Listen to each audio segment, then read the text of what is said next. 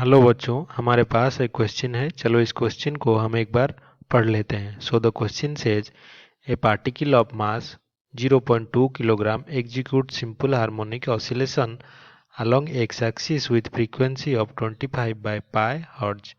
तो यहाँ पे सिंपल हार्मोनिक मोशन करने वाला एक पार्टिकल है, उसका मास 0.2 किलोग्राम है और वो एक्स एक्सिस के अलोंग लीनियरली ऑसिलेट कर रहा है। फ्रीक्वेंसी उसका 25 बाय पाई हर्ट्ज है। At position x is equals to 0.04 metre. The particle has kinetic energy 0.05 joule. तो 0.04 मीटर पे इक्विलिब्रियम पोजीशन से उसका जो डिस्टेंस है उस वहाँ पे काइनेटिक एनर्जी 0.5 जूल है। पोटेंशियल एनर्जी भी हमें दिया गया है 0.4 joule. Then amplitude of oscillation is, तो यहाँ पे एम्पलीट्यूड ऑफ ऑसिलेशन हमें फाइंड आउट करना है। तो यहाँ पे हमारे पास सिंपल हार्मोनिक मोशन कर रहा एक पार्टिकल है। तो यहाँ पे हमें गिवन क्या है वो लिख लेते हैं। तो गिवन x जब हमारा 0.01 मीटर है तो इसका जो टोटल एनर्जी होगा वो काइनेटिक और पोटेंशियल एनर्जी का सम होगा। तो हमें काइनेटिक एनर्जी वहाँ पे कितना गिवन है 0.5 जूल, और जो पोटेंशियल एनर्जी है उस पॉइंट पे इज इक्वल्स टू 0.4 जूल।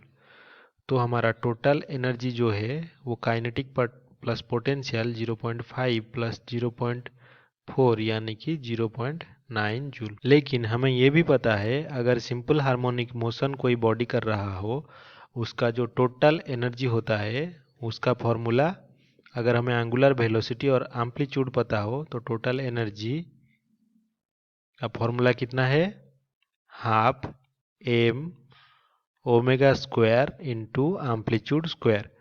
तो यहाँ पे जो ओमेगा है वो हमें पता है हाफ m, ओमेगा कितना होता है 2 pi by time period t, या फिर हम ये लिख सकते हैं 2 पाई इंटू फ्रीक्वेंसी f और इसका स्क्वायर इंटू एम्पलीट्यूड स्क्वायर। लेकिन हमें क्वेश्चन में गिवन कितना है, जो f है वो हमें गिवन है 25 बाय पाई हर्ट्ज। तो ये हो जाएगा 0.9 is equals to half mass यहाँ पे कितना है हमारा 0.2 kilogram into 2 pi into frequency कितना है 25 डिवाइडेड बाय पाई और इसका स्क्वायर इंटू एम्पलीट्यूड स्क्वायर। तो ये पाई से पाई कैंसिल हो जाएगा और जो एम्पलीट्यूड है इसको कैलकुलेट करने पर कितना होगा 0.06 मीटर। तो हमें इस सिंपल हार्मोनिक मोशन का एम्पलीट्यूड फाइंड आउट करना था। तो ये हमारा है 0.06 मीटर। तो आई होप कि आपको ये समझ में आया होगा। Thank you.